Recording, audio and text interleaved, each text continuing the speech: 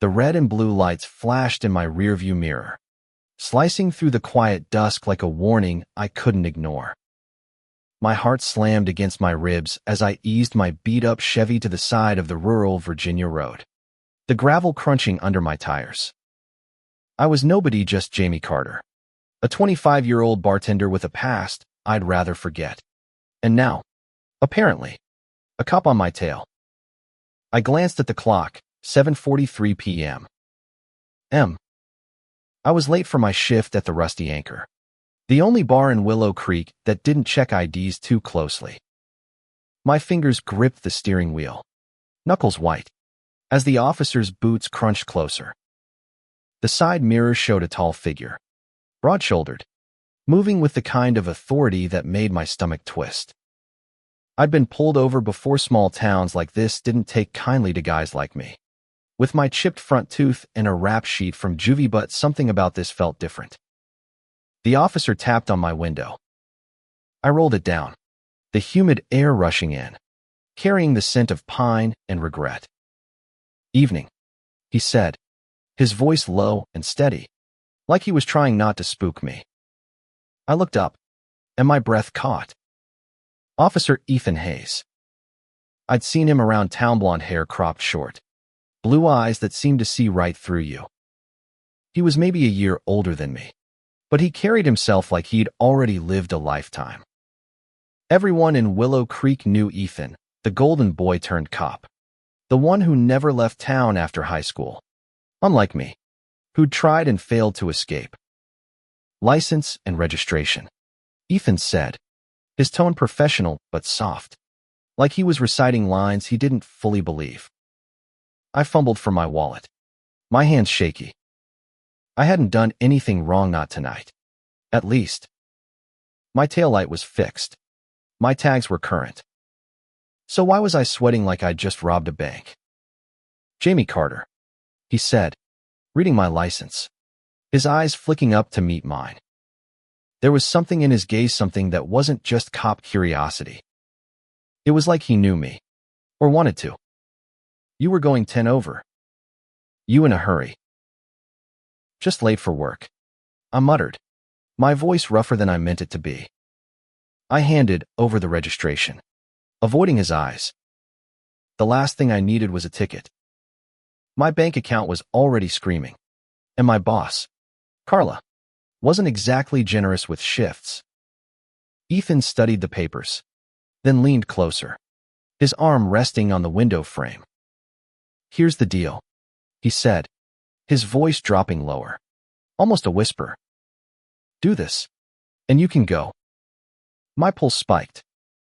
I'd heard stories, cops in small towns pulling stunts, asking for favors. But Ethan's face wasn't smug or cruel. It was conflicted. "Meet me at the old mill by Route 17. Midnight."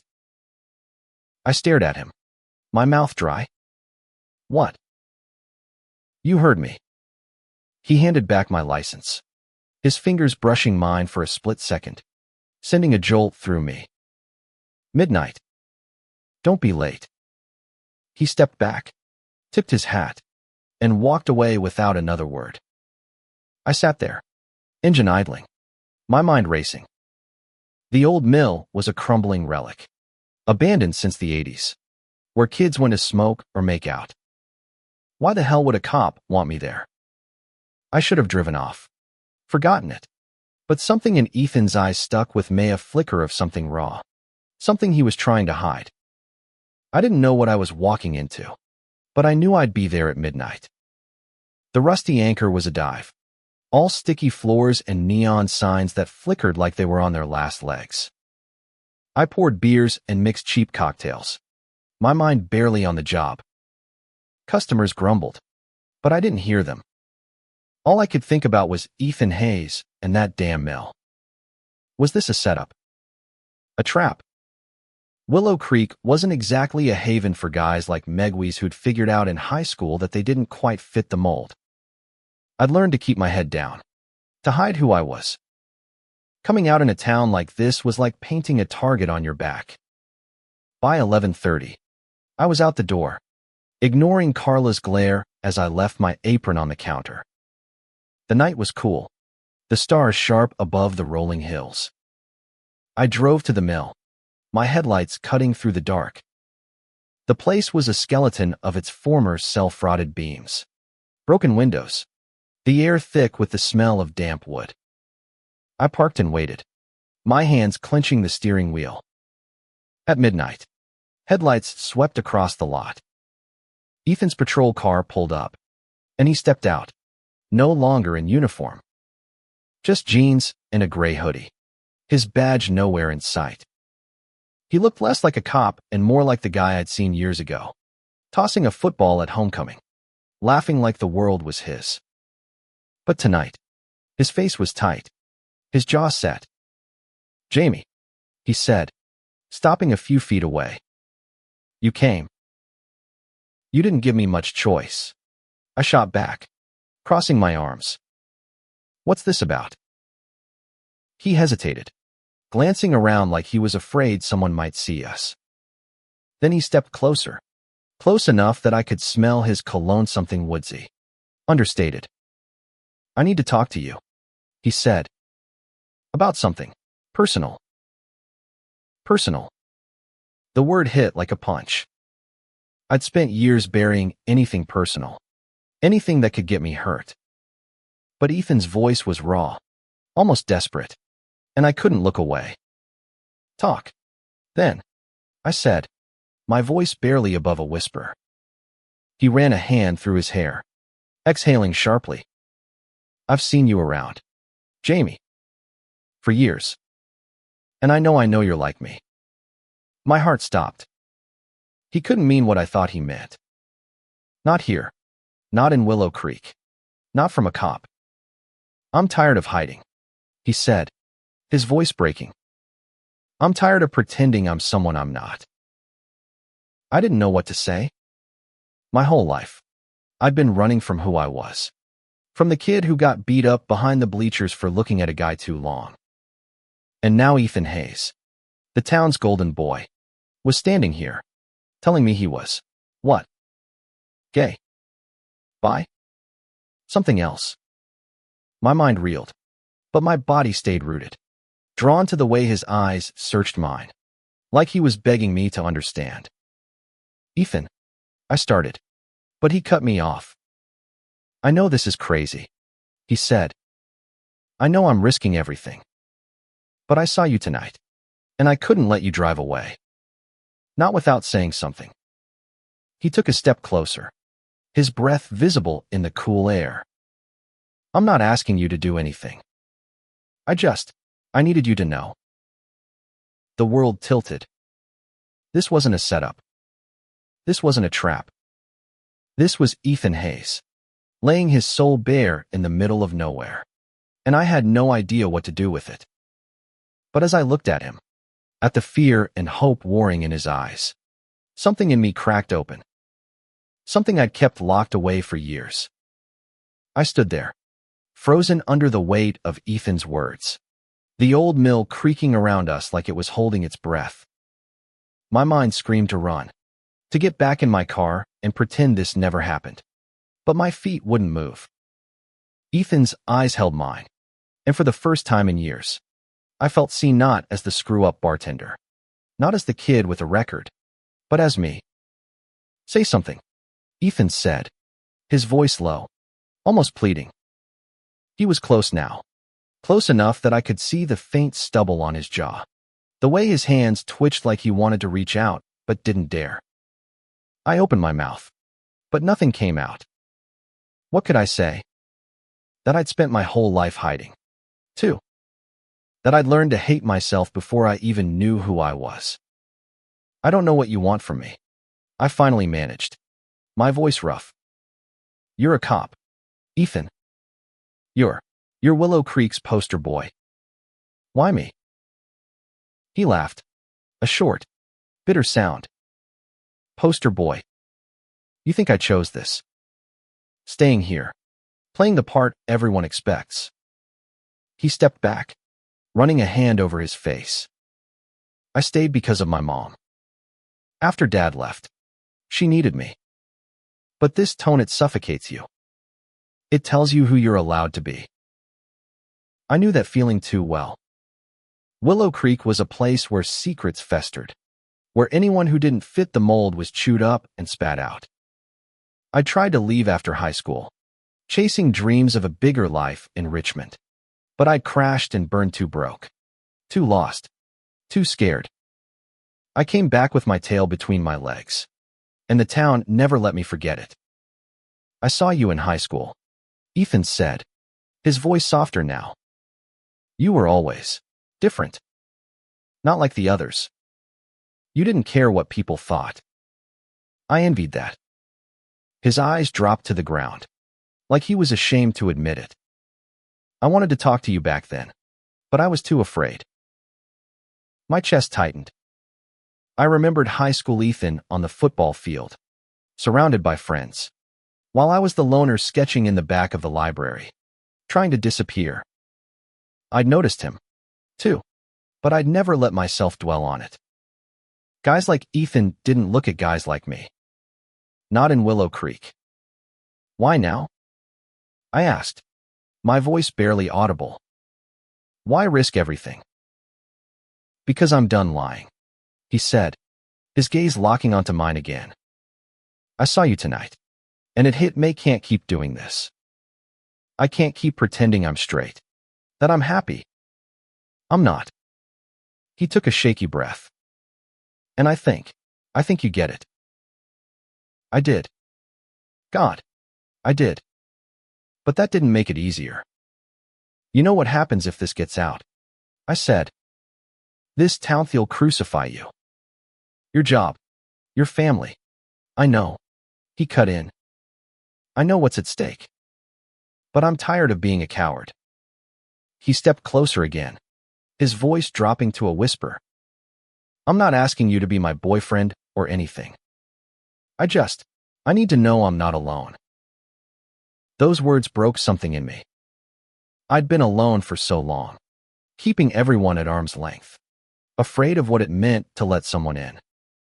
But Ethan was standing here, risking his whole world, and I couldn't look away.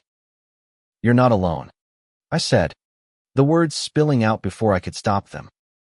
But this is dangerous. He nodded, his eyes shining in the dim light. I know. But maybe it's worth it. We stood there, the silence stretching between us, heavy with possibility. I wanted to reach for him, to close the gap, but fear held me back. This wasn't just about Use It, was about Willow Creek, about the lives we'd built, the masks we wore. If we did this, there'd be no going back. Before I could say anything, headlights flashed in the distance. Ethan tensed, his cop instincts kicking in. Go, he said, his voice urgent. Meet me here tomorrow night. Same time. I didn't argue. I got in my car, my hands shaking as I started the engine. As I drove away, I glanced in the rearview mirror and saw Ethan standing alone, watching me go. My heart was pounding, but for the first time in years, it wasn't just fear. It was something else, something that felt like hope. The next day dragged. I went through my shift at the Rusty Anchor like a zombie, spilling drinks and forgetting orders. Carla snapped at me, but I barely heard her. All I could think about was Ethan, the mill, and what he'd said. I'm not alone. Those words echoed in my head, stirring up feelings I'd buried long ago.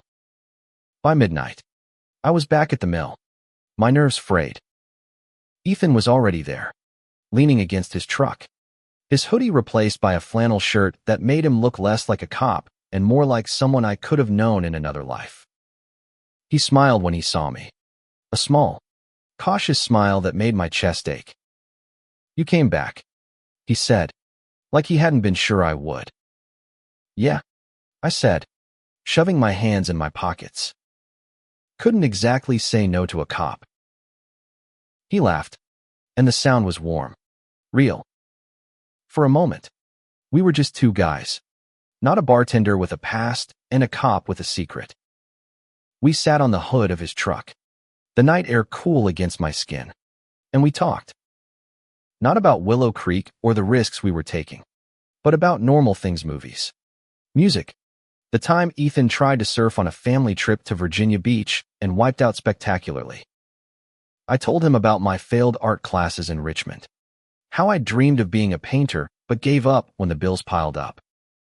Hours passed, and the conversation turned quieter, more personal. Ethan told me about his mom, how she'd raised him alone after his dad left.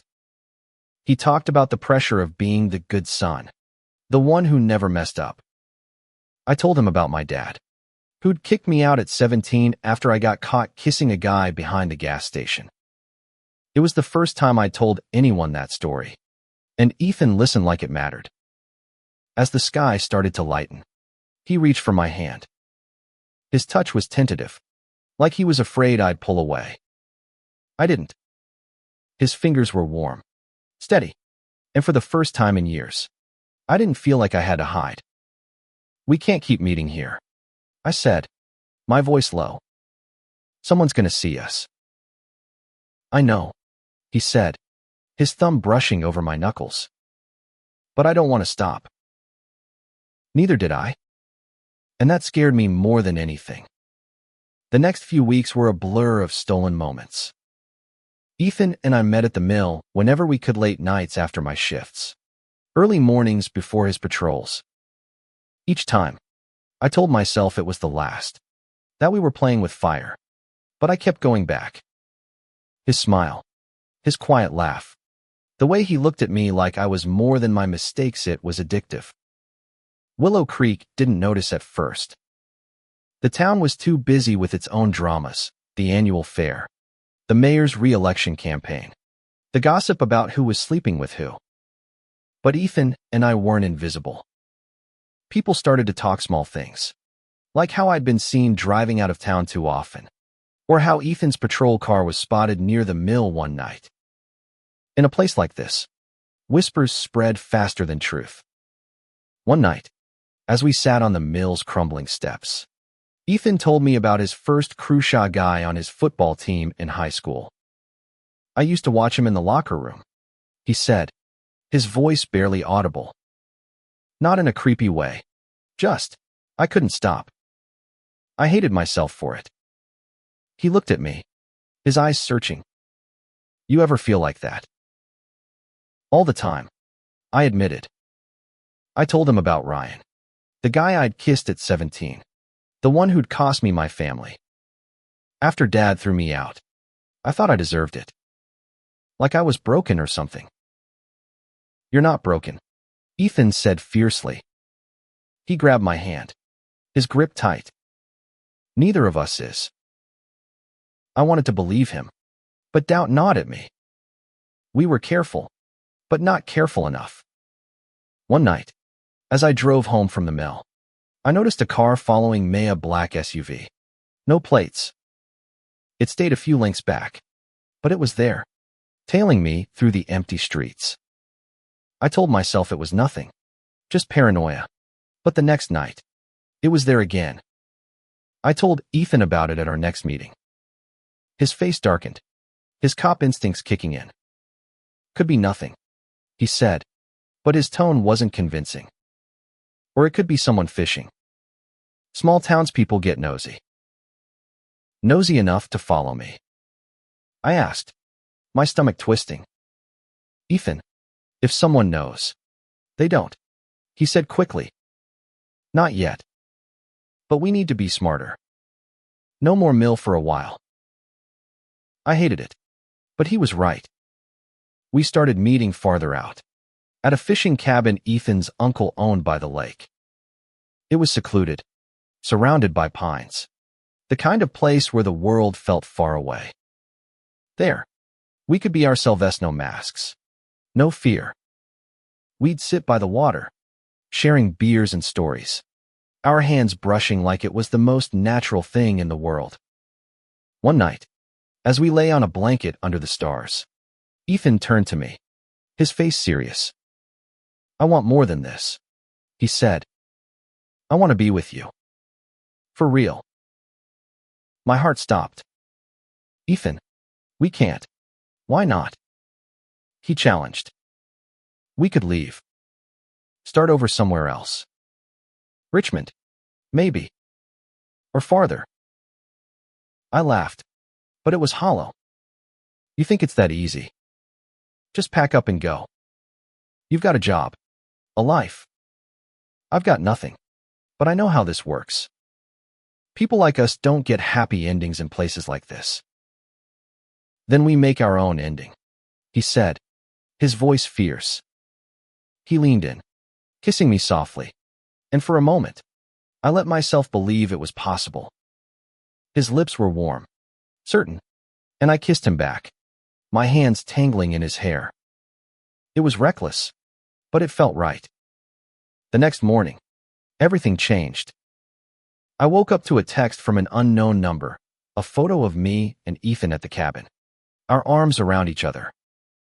Below it, a single word, faggot. My blood ran cold. I showed Ethan, and his face went pale. This is bad, he said, his voice tight. This is really bad. Who would do this? I asked, my voice shaking. Who even knows? I don't know, he said, but his eyes were hard, like he was already running through suspects. But we need to figure it out. Fast. We spent the day apart, Ethan digging into his contacts at the station, me trying to act normal at the bar. But I could feel eyes on me, Carlos. The regulars, even strangers. Willow Creek was small, and secrets didn't stay buried long. By nightfall, Ethan called me, his voice urgent. Meet me at the cabin. Now. I drove out, my heart pounding. When I got there, Ethan was pacing, his face drawn. It's someone at the station, he said. I overheard two guys talking, Deputy Miller and some rookie. They know something. I don't know how much, but they're watching us. Miller, I said, my stomach dropping. Deputy Miller was old school, the kind of guy who'd spit on you before shaking your hand. If he knew about us, we were screwed. We need to be careful, Ethan said. No more meetings for a while. Lay low. But laying low wasn't enough. The texts kept coming, more photos, more slurs. Each one was a knife to the gut, a reminder that our secret wasn't ours anymore. Ethan started pulling away, his text short, his voice distant when we spoke. I could feel him slipping, torn between me and the life he'd built. And I couldn't blame him. He had more to lose: a career, a family, a reputation. I was just Jamie, the guy who'd never had much to begin with. The text stopped after a week, but the silence was worse. It felt like the calm before a storm, like Willow Creek was holding its breath, waiting to tear us apart. Ethan and I hadn't seen each other in days, and every unanswered text I sent him felt like a rejection. I told myself he was just being cautious, but doubt crept in. What if he'd changed his mind? What if he'd decided I wasn't worth the risk? I threw myself into work, pouring drinks and dodging Carla's questions about why I looked like I hadn't slept in a week. The Rusty Anchor was busier than usual, packed with locals gearing up for the town fair.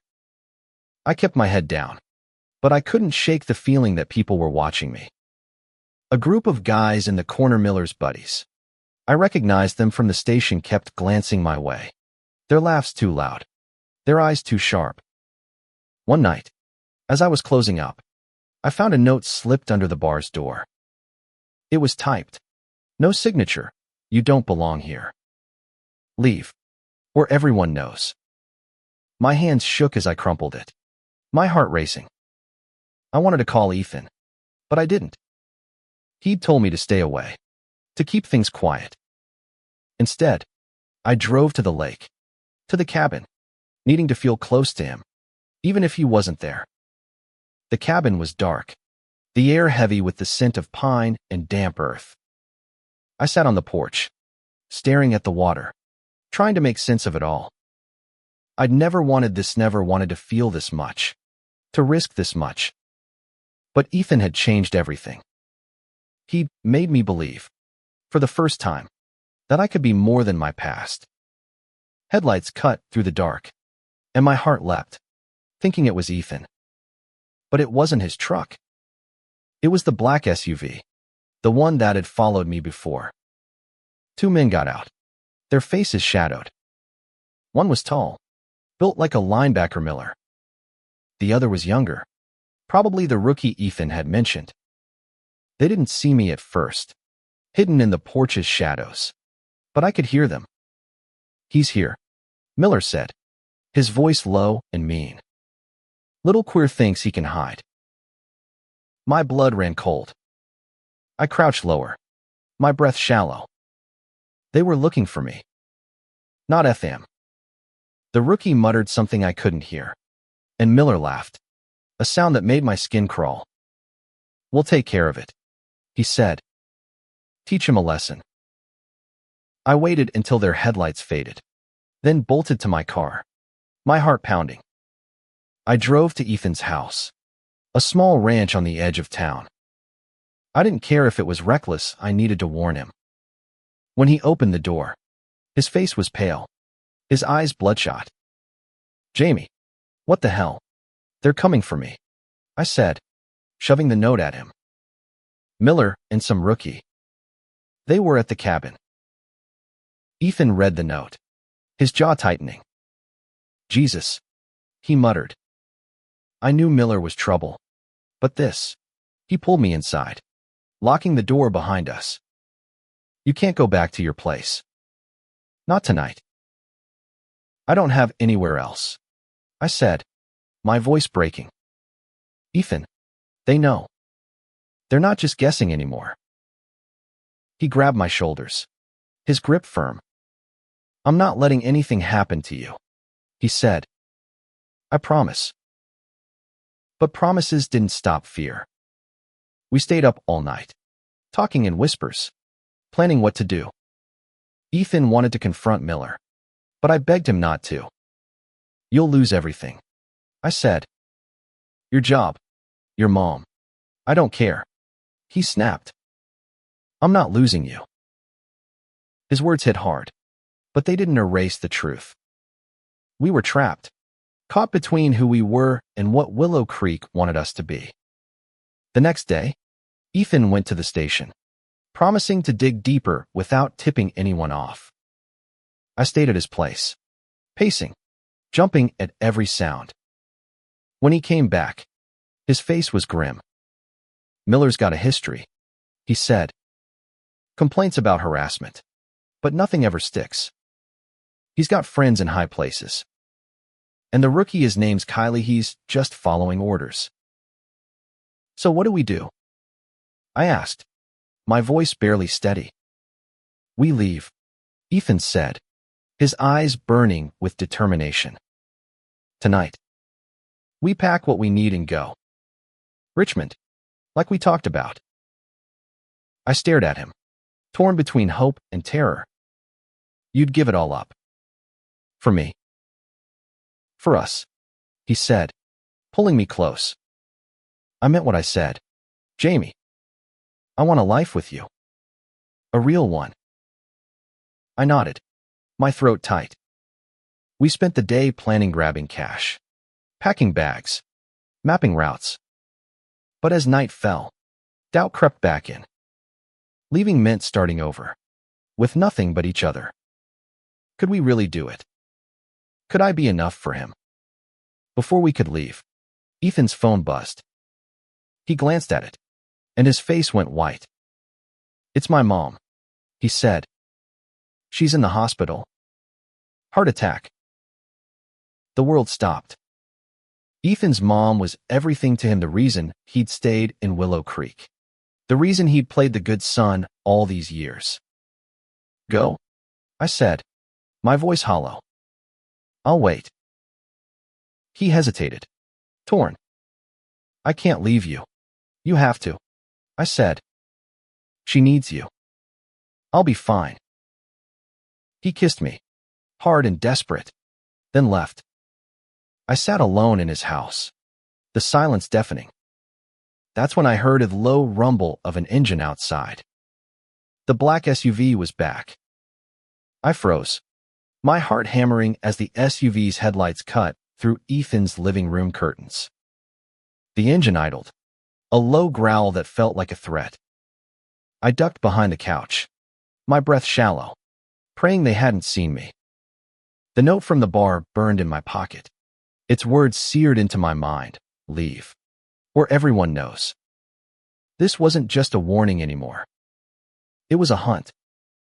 The SUV's doors slammed, and heavy footsteps crunched on the gravel outside. I peered through a gap in the curtains, my stomach lurching. Miller and Kyle, their silhouettes unmistakable in the moonlight. Miller carried some thingabat, maybe, or a crowbar. My blood ran cold. They weren't here to talk. I grabbed my phone, my hands shaking as I texted Ethan, "They're at your house." Miller and Kyle. Help. No response. He was probably at the hospital. Unreachable. I was on my own. The doorknob rattled. I bolted to the back door, slipping out just as I heard the front door creak open. The night air hit me, sharp and cold, as I sprinted toward the woods behind Ethan's house. Branches scratched my arms, my sneakers slipping on wet leaves. But I didn't stop. I couldn't. If they caught me, I didn't want to think about what they'd do.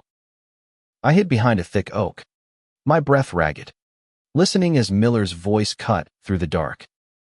"He's here somewhere," he growled. "Find him." Kyle muttered something, and I heard footsteps crunching closer.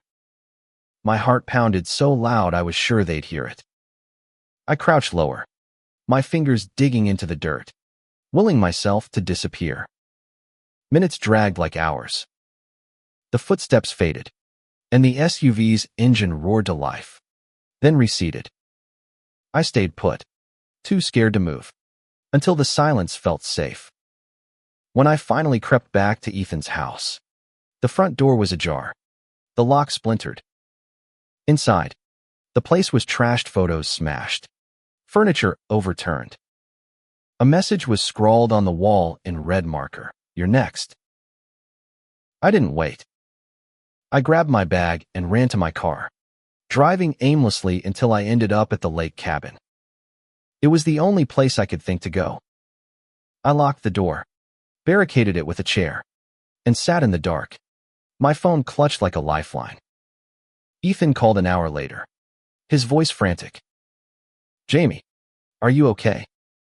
I got your text. They trashed your house," I said, my voice shaking. "Miller and Kyle. They're after me." "Stay there," he said. "I'm coming. Mom's stable, but I need to get you out of here." "No," I said, my throat tight. "You need to stay with her. I'll figure this out." "Jamie, don't do this," he pleaded. "We're in this together." But were we? Ethan had a life to lose, his mom, his job, his place in this town.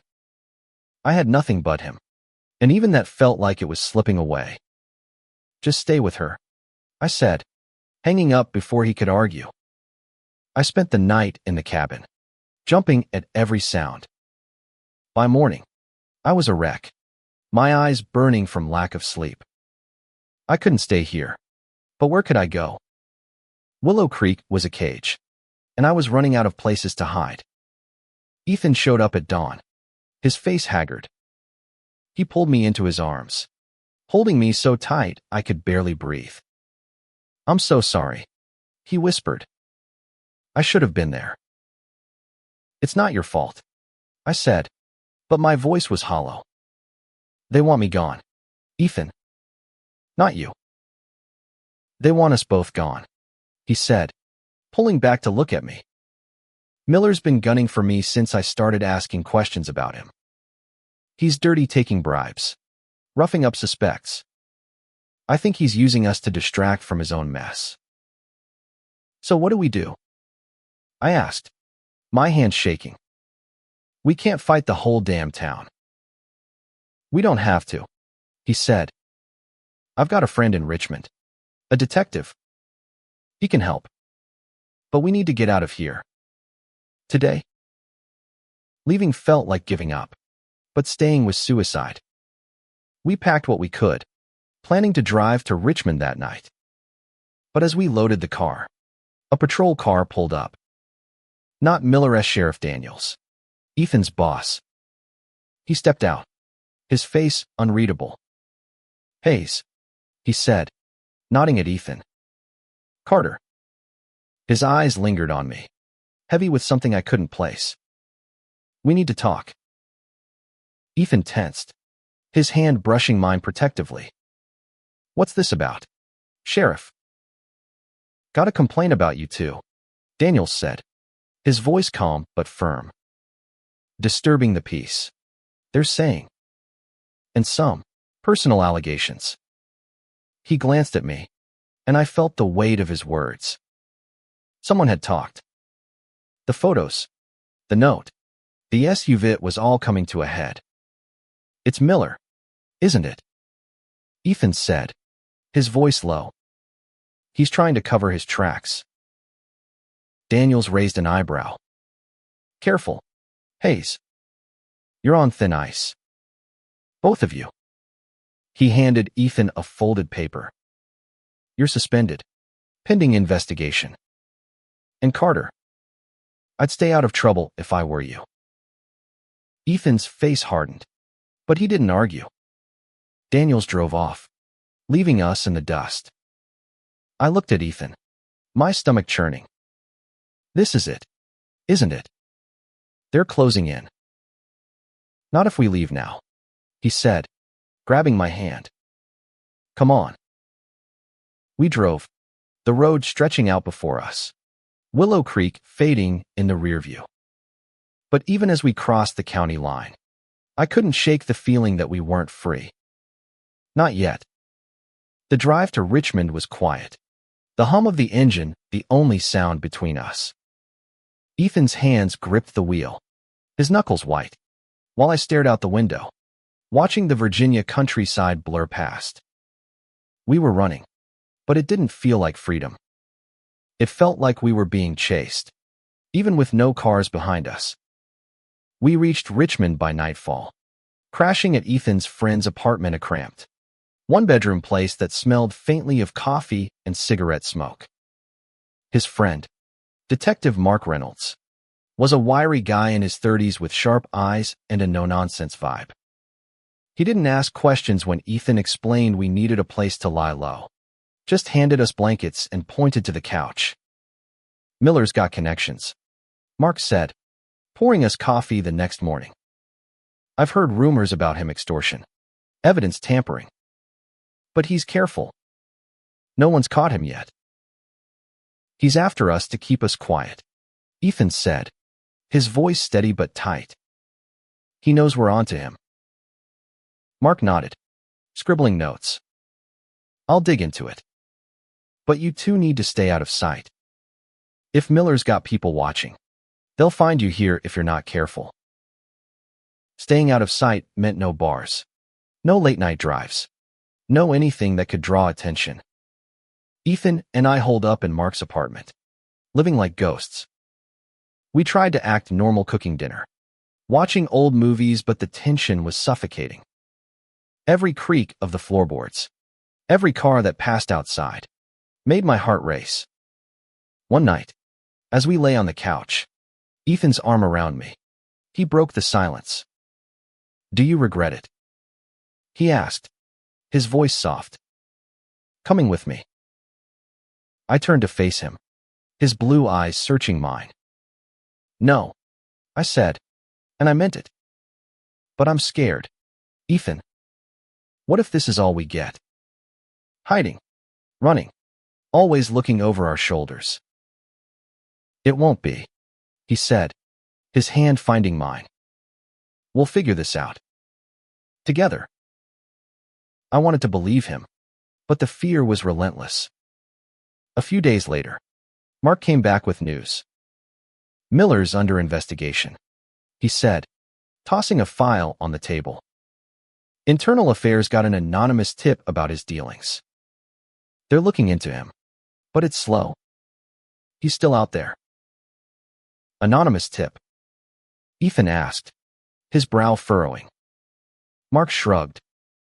Could be someone covering their own ass. Or someone helping you. Hard to say. The news should have been a relief, but it only made me more uneasy.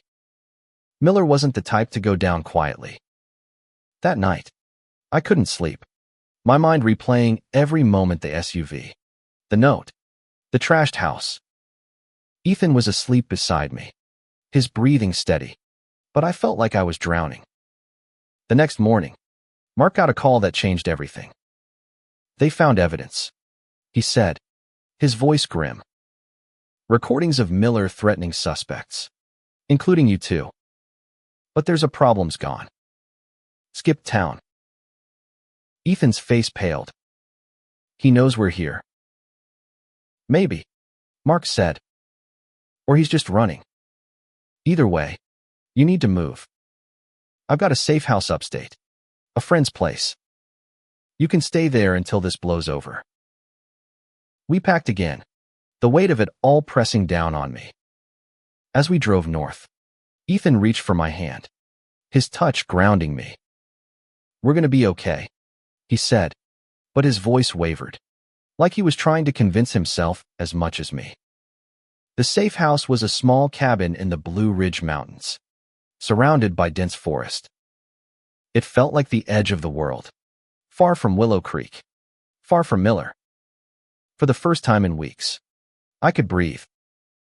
Ethan and I settled in, falling into a fragile routine, cooking over a fire, hiking the trails, stealing kisses in the quiet moments. It wasn't perfect, but it was ours. One night, as we sat by the fire, Ethan pulled out a small notebook. I've been writing, he said, almost shy. Stuff I never told anyone. He handed it to me, and I read his words: letters to his mom, his dad, himself. They were raw, honest, full of pain and hope. One was addressed to me. Jamie, it read, you're the reason I'm not afraid anymore. Whatever happens, you're my home. I looked up, tears in my eyes. You're mine too, I said, my voice breaking. We kissed, the fire crackling beside us, and for a moment, the world felt right. But peace never lasts. A week later, Mark called. Miller's been spotted, he said. Not far from you. Stay sharp. The fear came rushing back. We locked the doors, checked the windows, but it wasn't enough. That night, as we slept, I woke to the sound of glass shattering. Ethan was up in an instant, grabbing the gun Mark had left us. Stay here, he whispered, but I followed him, my heart in my throat. The living room was dark, the broken window letting in a cold breeze. A figure stood in the shadows: Miller, his eyes glinting with rage. You thought you could run? He snarled, stepping forward, a knife in his hand. Ethan raised the gun, his hand steady. Drop it, Miller. It's over. But Miller laughed, a cold, hollow sound. You think you're better than me. You're nothing but a... He lunged, and everything happened too fast. Ethan fired, the sound deafening. Miller stumbled, clutching his shoulder, and ran into the night. We stood there, frozen, the gun still in Ethan's hands. We need to go, I said, my voice shaking. Now. We didn't wait for morning. Ethan and I grabbed our bags and fled the safe house, the gunshot still ringing in my ears. The mountain roads were dark, twisting, our headlights barely cutting through the fog. Ethan drove, his jaw tight, his hands gripping the wheel like it was the only thing keeping him together. I kept glancing in the side mirror, half expecting Miller's SUV to appear behind us. "Where are we going?" I asked, my voice barely above a whisper. "Back to Richmond," Ethan said. "Mark can protect us. Miller's wounded won't get far." But I wasn't so sure. Miller wasn't just a bully. He was a predator, and we were his prey. The knife, the rage in his eyes, it wasn't just about covering his tracks anymore. It was personal. We reached Mark's apartment at dawn, exhausted and on edge. Mark was waiting, his face grim. "You're lucky you're alive," he said, ushering us inside. "Miller's gone off the grid, but he's hurt. We've got people looking for him, but you two need to stay here. No more running." Staying put felt like a trap, but we had no choice. Mark set us up with a new phone, untraceable, and told us to keep it on at all times. Ethan spent hours going over the evidence against Miller: recordings, witness statements, paper trails Mark had dug up. It was enough to put Miller away for years, if they could find him. Days passed, each one heavier than the last. Ethan and I barely spoke, the weight of what had happened hanging between us. I kept replaying the moment in the safe house, the way Ethan's hands shook after he fired the gun. He'd always been the steady one, the one who held us together, but now he looked haunted. One night, as we sat on Mark's balcony, Ethan finally broke the silence. "I keep thinking about what I did," he said, staring at the city lights. "I shot a man, Jamie. I never wanted to be that person." "You didn't have a choice," I said, reaching for his hand. "He was going to kill us." "I know," he said, his voice breaking. "But it doesn't feel right. None of this does." He turned to me, his eyes wet. "I dragged you into this. If I hadn't pulled you over that night—" "Stop," I said, squeezing his hand. "You didn't drag me into anything. I chose this. I chose you." He looked at me, his face raw with emotion. "I don't deserve you," he whispered. "Yes, you do," I said, pulling him close. "We deserve each other." We held on to each other, the city humming below us. For the first time in weeks, I felt a flicker of hope.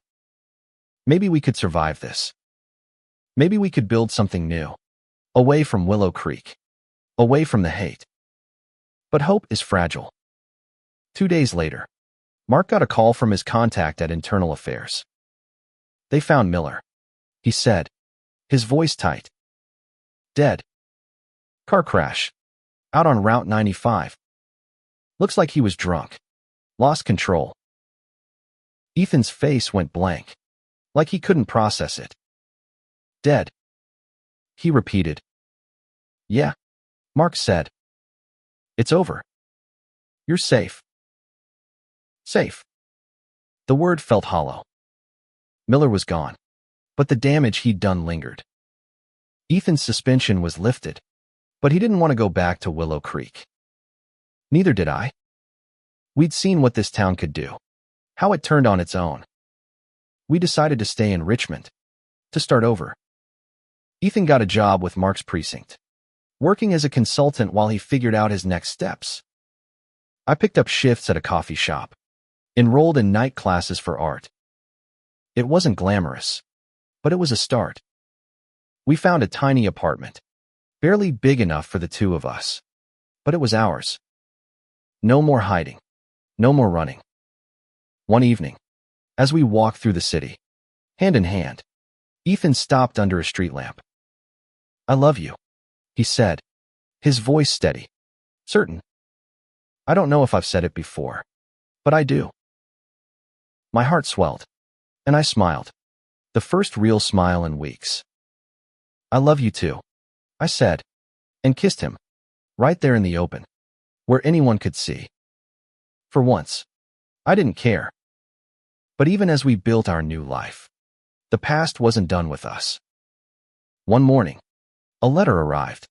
No return address. Inside was a single photo: Ethan and me at the lake cabin. The same kind we'd gotten before. No note. No explanation.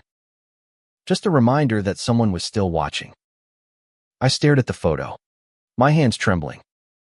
It was us, laughing by the lake, our arms around each other, unaware of the camera.